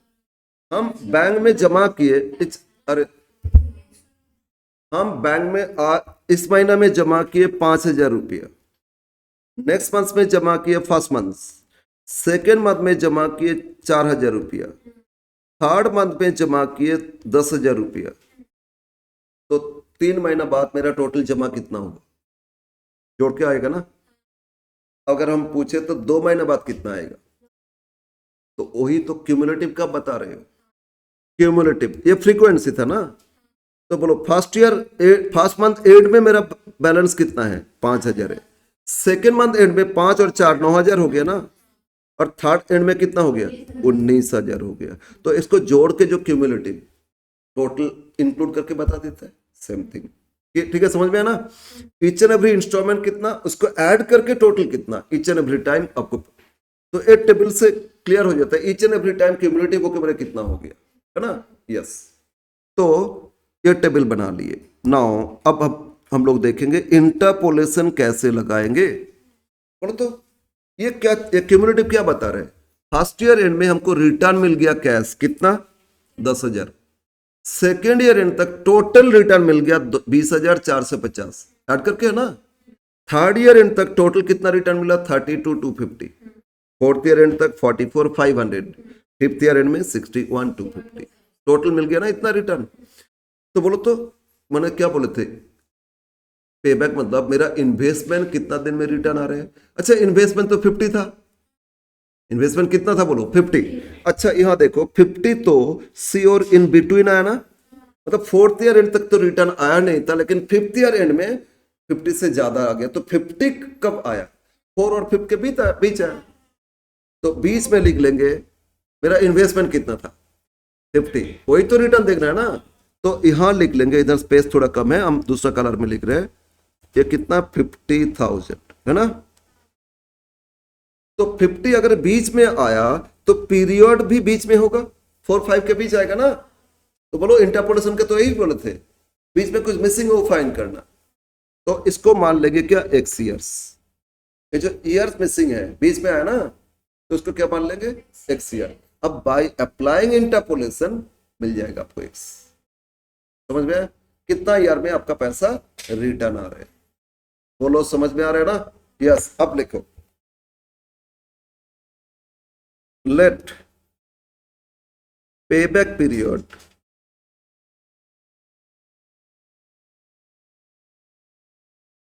of investment, कितना इन्वेस्ट किए थे, 50,000 is x years, payback period of investment equal to कितना, x years। और टेबल में 50 उधर लिख लिया गिवन है ना, और x मिसिंग फाइंड करेंगे, एक दे दिया दूसरा फाइंड करेंगे ना, bye simple interpolation, bye simple interpolation formula, बोलो फॉर्मूला क्या था, x minus 4 divide by 5 minus 4, ये करोगे क्या बोले थे, x minus above value, denominator में करोगे below value minus above value, ये तो कहते। और राइट हैंड में वही करोगे, बोलो राइट हैंड में क्या लिखोगे, 50,000 माइनस 44 और डिवाइड बाय 61,250 माइनस 44। बोलो एकदम इजी है ना फॉर्मूला, फॉर्मूला याद रखना बहुत आसान है, लेफ्ट हैंड में जो करोगे राइट हैंड में भी, एक मिसिंग है दूसरा दे दिया है ना। यस, आप इसको सॉल्व करोगे क्या मिलेगा, x मिल जाएगा। तो x माइनस 4 इक्वल टू, अच्छा डिनोमिनेटर में नहीं लिख रहे, 5 माइनस 4 1 होता है, और किसी को 1 से डिवाइड करोगे तो वही रहेगा, तो उसको इग्नोर कर दिए, ठीक है ना। इक्वल टू, अब राइट हैंड साइड जाओ, 50 से लेस करोगे तो 5,500 आ रहा है, ठीक है ना, और डिनोमिनेटर में माइनस करो 16750 आ रहा है, कितना रहा है 16750 आया ना। नाउ और x इक्वल टू -4 तो अपोजिट साइड +4 हो जाएगा, और प्लस अब डिवाइड कर दो 5500 को 16750 से डिवाइड करो 0.328 है, तो 33 लिख सकते, 328 तो 33 लिख सकते ना। ओके, तो x इक्वल टू 4.33 ईयर्स। अब 4.328 ईयर्स लिखो, 4.33 ईयर्स लिखो, कोई प्रॉब्लम नहीं है। तो आ गया answer, this is the pay back period. नीचे लिख लो, therefore pay back period equal to 4.33 years. Okay, बोलो समझ में आया, आया ना समझ में इंसा। ओके, तो क्या करना होगा, क्वेश्चन में क्या दिए उस पर डिपेंड करेगा, टेबल लेंथी हो रहे या शॉर्ट, है ना। ओके, अच्छा क्वेश्चन नंबर 3 था ना, ठीक है। ए पार्ट का आंसर पे बैक कितना दिए 4.328, तो हम लोग 33 कर लिए थे, 328 ही रखे, ठीक है ना। यस, लेकिन इसमें बहुत सारे मेथड है, हम लोग सीखे नहीं, अभी तो सब पे बैक सीख रहे हैं ना। ओके, एक और क्वेश्चन हम दे रहे हैं, एक और क्वेश्चन हम देंगे।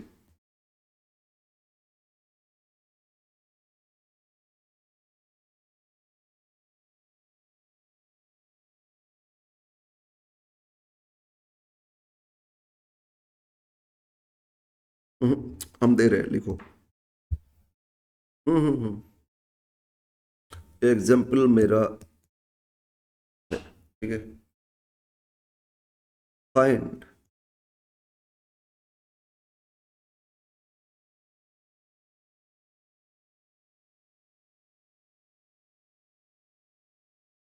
and payback period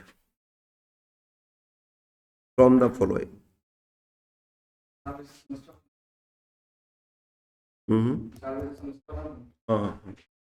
Find payback period from the following. आपको इंफॉर्मेशन दे रहे एक ईयर, और फिर आपको दे रहे CFAT ईयर, फिर क्या दिए, sorry CFBT, CFBT before tax.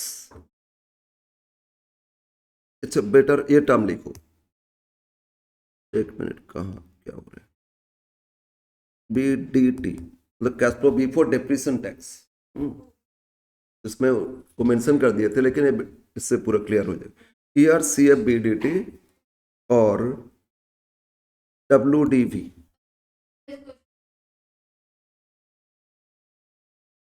नहीं नहीं नहीं, प्रीवियस क्वेश्चन नहीं, देखो ना पूरा क्वेश्चन आपको एक करने दो। ईयर और यहाँ एंड, मतलब each and every year and का बता रहा है, ईयर 1 2 3 4 5, ठीक है। पहले WDV मतलब रिटन डाउन वैल्यू, एसेट्स का रिटन डाउन वैल्यू दे रहे हैं, इसमें लिखो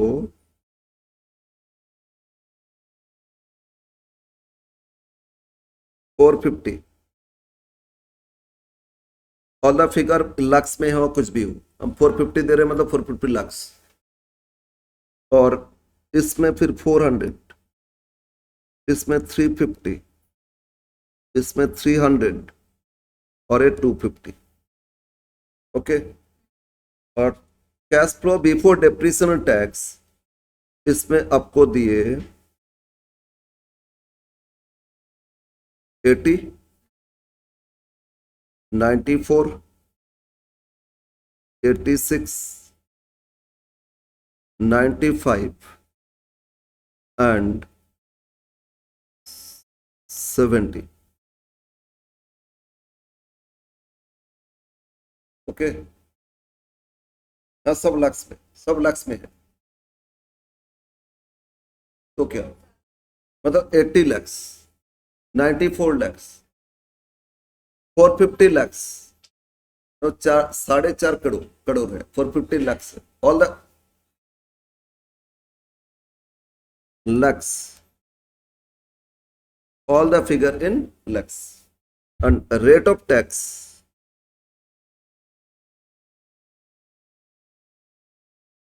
%25। रेट ऑफ टैक्स कितना दिए? 25%। बस ये है क्वेश्चन, आपको फाइंड करना है। क्या फाइंड करना है? Pay back period. Okay, yes.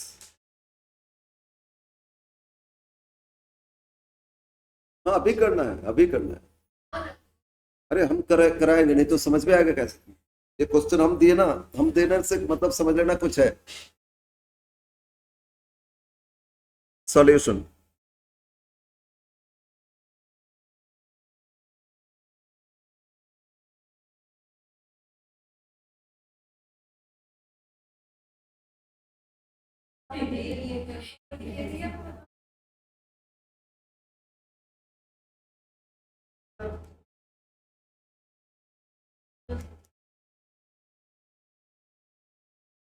ये भी टेबल शोइंग, हम डायरेक्ट क्यूमुलेटिव लिखे क्योंकि सीएफएटी फिर सीएफएटी फिर आएगा ना, क्यूमुलेटिव सीएफएटी। सीएफएटी के बाद क्या आएगा? क्यूमुलेटिव सीएफएटी। यस, ईयर यहां उतना लेंथी नहीं आएगा। लेंथी क्यों नहीं आएगा? आएगा उतना ही। ईयर कितना ईयर्स बोले? 5 ईयर्स। ईयर्स 1 2 3 4 5, ठीक है ना। अब बोलो इसमें क्या C F B D T दिए थे, तो यहां भी लिख लेते C F B D T. Okay, तो फिर नेक्स्ट क्या आएगा? डिप्रिसिएशन, मतलब डी आ गया है ना। डिप्रिसिएशन लेस करोगे तो क्या मिलेगा? पीबीटी। पीबीटी में फिर टैक्स लेस करोगे तो पैट आ जाएगा।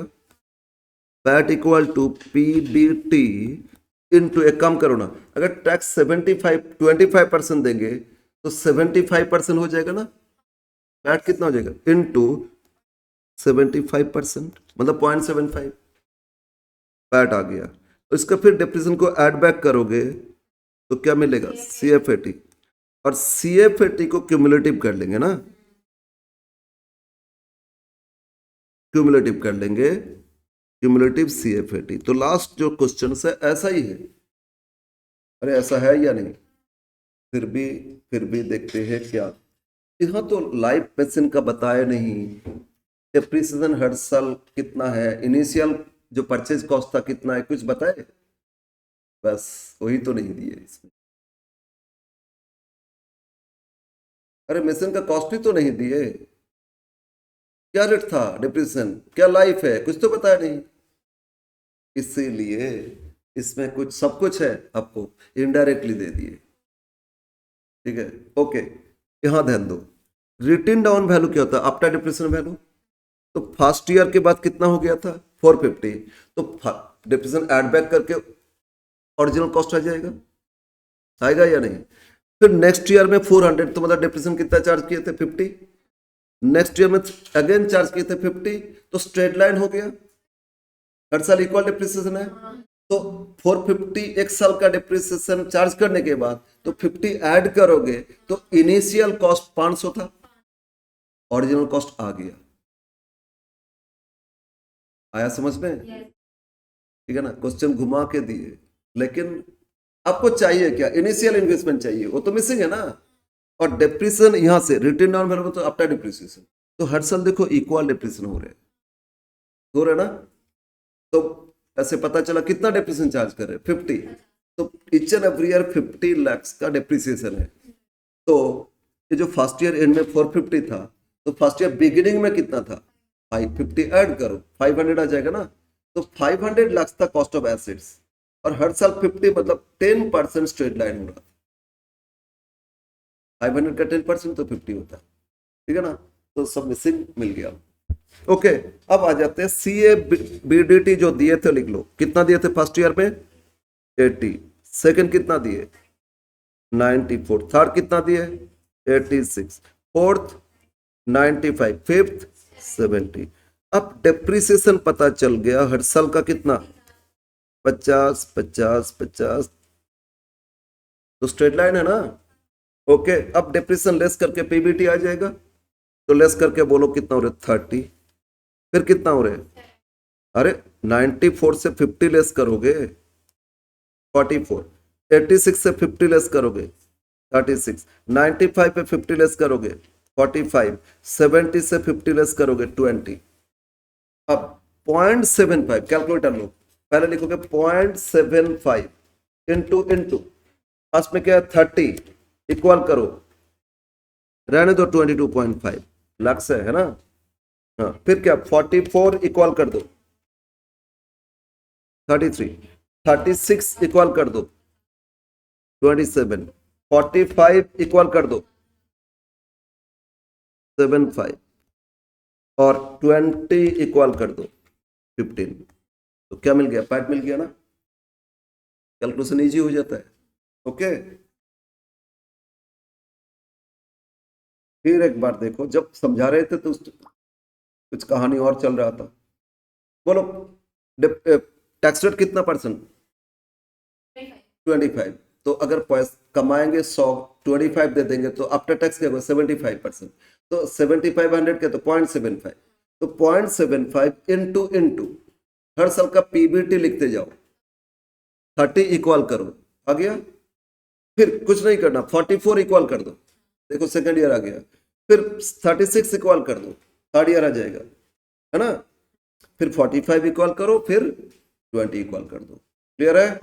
अब पैट आ गया तो डेप्रिसिएशन को फिर ऐड बैक कर लोगे सीएफटी, तो 22.5 में 50 ऐड करोगे तो 72.5, 50 में ऐड करोगे तो 83, है ना।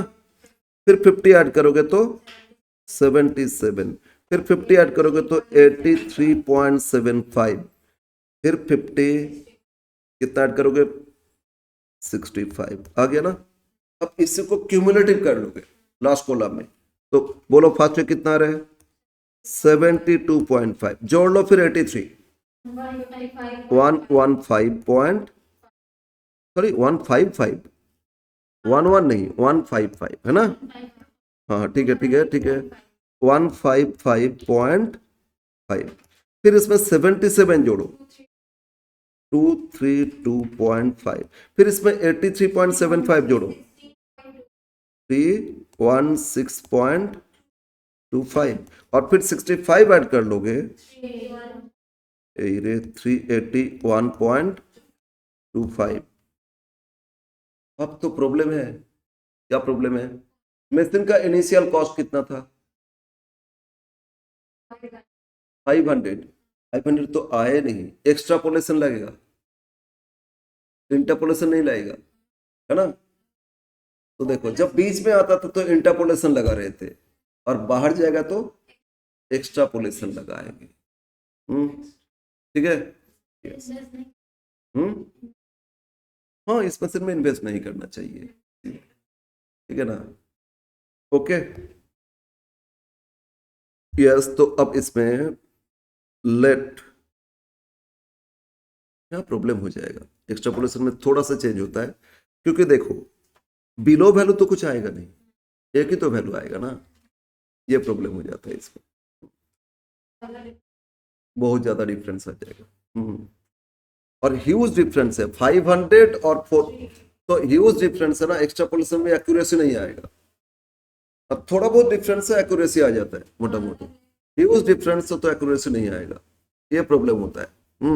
इसमें ट्रायल एंड एरर एक लगाते हैं, ट्रायल एंड एरर से किया जाता है, बार बार ट्राई करके वो वहां तक लेके जाएंगे 500 कब मिलेगा, ठीक है। आगे इसमें इसमें यही प्रॉब्लम होता है, अगर बाई चांस इंटरपोलेशन में नहीं आ रहा है तो फिर प्रॉब्लम में फंस जाओगे। 2-3 बार आया है, लेकिन उसमें ना ट्रायल एंड एरर करके कैलकुलेशन करो। तो इसमें इस क्वेश्चन में ये तो नहीं हो पाएगा, यहाँ ये डिसीजन लेंगे, लिखो as the initial investment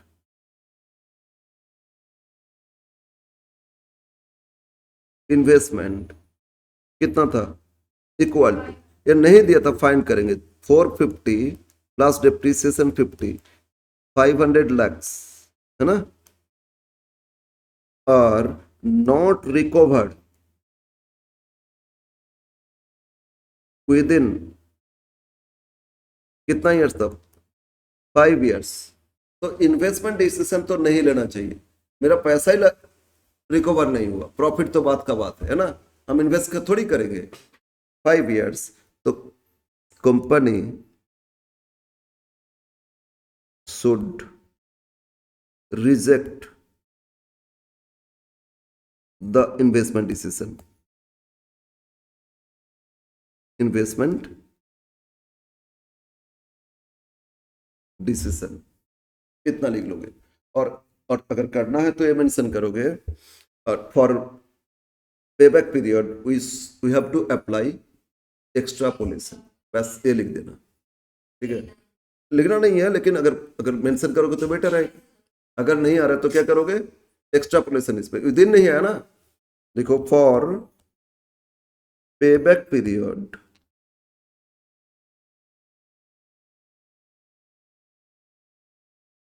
we have to apply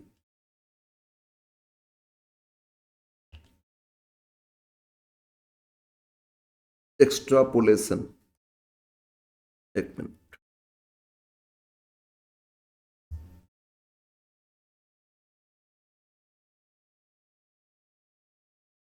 extrapolation formula, okay. Yes, interpolation calculation easy हो जाता है, एक्स्ट्रापोलेशन में एक वेरियर्स है, इसीलिए उसमें थोड़ा सा चेंज है, फॉर्मूला में है तो ऐसे ही, लेकिन एक्स्ट्रापोलेशन बोलो क्या है, 500 इधर आया ना, तो इसके बदले में इधर x मान लोगे। अब बिलो अबव का बात ही नहीं है, एक ही तो हो रहा है ना, क्या करते, x minus above by below minus above, तो बिलो तो हो ही नहीं रहे ना, इसलिए अब कुछ प्रॉब्लम होता है। तो इसमें आगे का बेस देखते, ठीक है ना, इसीलिए उसमें भी एक्यूरेसी नहीं आता है, तो बेटर होगा इस केस में एक्स्ट्रापोलेशन फार्मूला तो अप्लाई कर सकते हैं, अप्लाई नहीं करोगे उसमें हम लोग ट्रायल एंड एरर लेके करेंगे। ट्रायल एंड एरर कैसे है हम लोग दूसरा क्वेश्चन में सीखेंगे, ट्रायल एंड एरर, ठीक है, अभी फिलहाल नहीं, ट्रायल एंड एरर दूसरी जगह लगाएंगे। ओके, बट कैलकुलेशन प्रोसेस समझ में आया तो, और हाँ, इनिशियल इन्वेस्टमेंट बीच में आएगा तो फॉर्मूला इसको अप्लाई कर लेना, इंटरपोलेशन ही लगेगा आपका, आपका जो क्वेश्चन आया इससे जो भी क्वेश्चन आया इंटरपोलेशन ही लगेगा, ओके। नाउ दूसरा फॉर्मूला, अब दूसरा फॉर्मूला सीखेंगे, इंटरपोलेशन, सॉरी ये हम लोग सीखे पेबैक पीरियड है ना, तो पेबैक पीरियड के बाद ना क्वेश्चन में और कुछ पूछ सकता है, इसी से रिलेटेड आपसे पूछ सकता है पेबैक प्रॉफिटेबिलिटी पीरियड, आपसे क्या पूछेगा, पेबैक पीरियड फाइंड करो, फिर पूछेगा पेबैक प्रॉफिटेबिलिटी पीरियड, वो कैसे करेंगे, तो इस एसेट्स का लाइफ आपको बता देंगे। अब लाइफ बोल दिए, जैसे फर्स्ट क्वेश्चन किए थे, बोलो पेबैक कितना था 5 ईयर्स, अगर बोलते लाइफ इसका था 8 साल, तो 5 ईयर्स में अगर पेबैक हो रहे हैं तो आगे 3 साल मेरा प्रॉफिटेबिलिटी पीरियड होगा, तो total life of assets minus payback period equal to profitability period, ठीक है ना। टोटल लाइफ ऑफ एसेट्स क्या है, उससे पेबैक पीरियड माइनस कर दो, तो रिमेनिंग क्या प्रॉफिट पीरियड है। अरे नहीं, हम क्या बोले, जैसे क्वेश्चन 3 की है, इसमें पेबैक पीरियड कितना आया था, बोलो बोलो कितना आया था, 4.33 ईयर्स आया था, लाइफ 5 ईयर्स दिए थे, तो 5 माइनस 4.33 0.67 ईयर्स, ये हो जाएगा प्रॉफिटेबिलिटी पीरियड, मतलब टोटल लाइफ से पेबैक पीरियड माइनस कर देना, प्रॉफिटेबिलिटी पीरियड, क्लियर है ना। और अगर बोलता है पेबैक पीरियड से डिसीजन लो कौन सा एसेट्स खरीदोगे, तो जो अर्लीएस्ट पेबैक करेगा उसको उसमें लगाएंगे, और पेबैक प्रॉफिटेबिलिटी से बोलेगा तो जहां प्रॉफिट पीरियड ज्यादा होगा उसमें लगाएंगे। अरे अर्ली पेबैक तो प्रॉफिट पीरियड ज्यादा होगा ना, तो जहां प्रॉफिट पीरियड एक्सेस आएगा उसमें लगाएंगे, और पेबैक तो जहां कम टाइम में पेबैक करेगा उसमें लगाएंगे, क्लियर है। तो दो चीज इसमें पूछ सकते हैं, पेबैक से ही, पेबैक प्रॉफिटेबिलिटी, और प्रॉफिटेबिलिटी के हिसाब से बताओ कौन सा एसेट्स खरीदना चाहिए, जहां मैक्सिमम प्रॉफिट होगा ना, मैक्सिमम प्रॉफिट पीरियड उसमें ही लगाओगे, क्लियर है। यस, अब सेकेंड फॉर्मूला था ट्रेडिशनल का, क्या था बोलो, एवरेज रेट ऑफ रिटर्न या accounting rate of return, ARR, short में इसको बोलते हैं ARR मेथड, क्या बोलते हैं ARR मेथड। तो अब सेकेंड सीखेंगे ARR, ठीक है। 1 हो गया पेबैक, अब 2 लिखो ARR, सेकेंड कैलकुलेशन ARR, इसमें दो नाम से जानते, अकाउंटिंग रेट ऑफ रिटर्न या एवरेज रेट ऑफ रिटर्न, है ना। ये बोलते हैं आपको जो रिटर्न मिल रहा है ना, वो क्या रेट से रिटर्न मिल रहा है, एवरेज क्या रेट से रिटर्न मिल रहा है। हर सब कुछ रिटर्न डिफरेंट डिफरेंट हो सकता है, तो एवरेज क्या रेट से आपको रिटर्न मिल रहा है, प्रॉफिट का रेट फाइंड करना है। तो ARR equal to average PAT, इसमें CFAT नहीं, average profit after tax divide by average investment into 100। ARR equal to average PAT by average investment into 100, ठीक है। ओके, तो फिर एवरेज पैट कैसे करोगे, एवरेज पैट ये कैलकुलेशन कैसे करोगे, this is equal to summation of PAT divide by number, simple average, ठीक है। सबको प्रॉफिट को जोड़ लो और नंबर ईयर से डिवाइड कर दो, क्या आएगा, एवरेज पैट हो जाएगा, होएगा ना। जैसे हम अभी किए थे एक क्वेश्चन, इस क्वेश्चन को देखो, क्वेश्चन 3, ये पैट आया था ना, ये बोलो एक कॉलम क्या था, पैट कॉलम, फर्स्ट ईयर में 0, सेकेंड इतना इतना, ये सब पैट आया। तो इसमें 5 साल का जोड़ लेंगे और डिवाइड बाय 5 कर देंगे तो एवरेज हो जाएगा ना, क्लियर है। तो एवरेज पैट, सेकेंड फाइंड करेंगे average investment,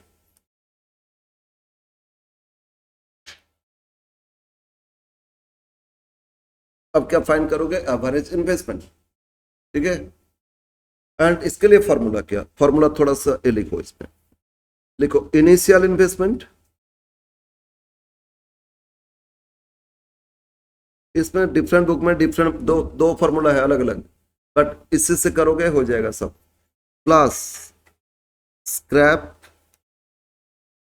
value divide by 2, initial investment plus scrap value divide by 2, फिर प्लस इसके साथ ये जो वैल्यू आएगा इसके साथ फिर कुछ जोड़ेंगे, ठीक है। इसके साथ क्या ऐड करेंगे ना, ऐड करेंगे वर्किंग कैपिटल, ये प्लस करोगे working capital. Working capital day to day business में काम के लिए कितना पैसा रखते हैं, वो होता है वर्किंग कैपिटल, ठीक है। ये मशीन अगर खरीदे, मशीन रन करने के लिए भी तो डे टू डे खर्चा लगेगा, लेबर को देना है, इलेक्ट्रिक बिल पे करना है ना, तो उसको उसके लिए भी तो कुछ कैश रखेंगे ना, तो उसको बोलते हैं वर्किंग कैपिटल, उसको जोड़ लोगे, ठीक है। क्या करोगे, initial investment plus scrap, initial मतलब क्या, जब मशीन खरीदे थे कितना लगा था, और जब लाइफ एंड हो गया तो स्क्रैप कितना मिलेगा, तो ओपनिंग और क्लोजिंग वैल्यू आ गया ना, पूरा लाइफ का opening value and closing value, तो एवरेज कैसे करेंगे, ओपनिंग प्लस क्लोजिंग बाय 2, तो इसलिए initial plus scrap bye 2 average हो गया, इन्वेस्टमेंट का एवरेज हो गया। लेकिन सिर्फ मशीन खरीदने से तो काम तो नहीं होगा ना, तो काम चलाने के लिए भी तो पैसा लग रहा होगा, उसको बोलते हैं वर्किंग कैपिटल, वो क्वेश्चन में दे देंगे तो उसको ऐड कर लेंगे, तो क्या मिलेगा, एवरेज इन्वेस्टमेंट। समझ में आया, तो average PAT by average investment into 100 return rate आ जाएगा, बस ये कैलकुलेशन करना, ARR इक्वल टू ये फॉर्मूला, ठीक है ना। तो ARR के लिए फॉर्मूला अप्लाई करोगे तो क्वेश्चन 2 ही करेंगे हम लोग, क्वेश्चन 2 जो मैथ में था ना, देखो क्वेश्चन 2 ना 3 था, क्वेश्चन 3, इसमें देखो फर्स्ट ए पूछा था पे बैक, सेकेंड बी क्या पूछा, एवरेज रेट ऑफ रिटर्न। जब टेबल बन गया अब तो आराम से हो जाएगा ना, समझ में आया। तो क्वेश्चन 3 का ही अब बी पार्ट करेंगे, है ना। तो अभी जो फॉर्मूला लिखे इसके नीचे लिखते क्वेश्चन 3 बी पार्ट, है ना। हम लोग को क्या चाहिए, ARR चाहिए ना, बोलो क्या चाहिए, ARR। तो एक बार फॉर्मूला लिखे, बोलो क्या फॉर्मूला दिए थे, एवरेज पैट, इसमें पैट देखना CFAT नहीं, डिवाइड बाय एवरेज इन्वेस्टमेंट और इनटू क्या करोगे 100। नाउ अब एक लाइन छोड़ो, उसमें पुट करने से आंसर आएगा, एवरेज पैट इक्वल टू, बोलो फर्स्ट ईयर 0 आया था ना, पैट कॉलम को देखोगे ये टेबल बन गया था ना, 0 मतलब कि नहीं लेना ऐसा नहीं है, लेंगे 0। सेकंड क्या था 450, पैट कॉलम देखो सेकंड क्या था 450 है ना, नेक्स्ट कितना 1800, ये सबको जोड़ो, सेकंड 450 प्लस कितना 1800 प्लस 2250, फिर 6750 और डिवाइड बाई 5 करोगे, कितना रहे 22, तो एवरेज पैट आ गया। अब फाइंड करेंगे average investment, average investment find करेंगे। क्या लिखे थे, initial investment plus scrap divide by 2, और वर्किंग कैपिटल तो दिए ही नहीं थे, है ना, एक बार लिख लेंगे फॉर्मूला, प्लस वर्किंग कैपिटल 0 लिख लेंगे ना, इनिशियल बोलो 50 था ना, स्क्रैप नील बोले थे, डिवाइड बाय 2 कर देंगे, प्लस यहां भी नील है, तो अल्टीमेटली एवरेज इन्वेस्टमेंट 25 मिल गया।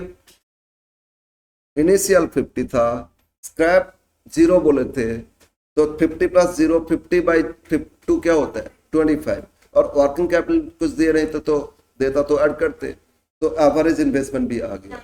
अब ऊपर फॉर्मूला में पुट कर दो, ये आया था 2250 डिवाइड बाय कितना 25,000 और इनटू 100 करके देखो 9% आंसर हो गया। तो एवरेज रेट ऑफ रिटर्न या अकाउंटिंग रेट ऑफ रिटर्न कितना परसेंट आया, बोलो बोलो बोलो कितना परसेंट आया, अरे 9% है ना, 2250 एवरेज पैट आया था, ठीक है। तो ये भी इजी है ना, ये दोनों इजी है, अभी जो दोनों सीखे ना नॉन मतलब ट्रेडिशनल अप्रोच, ये दोनों इजी है, ठीक है, ओके क्लियर है।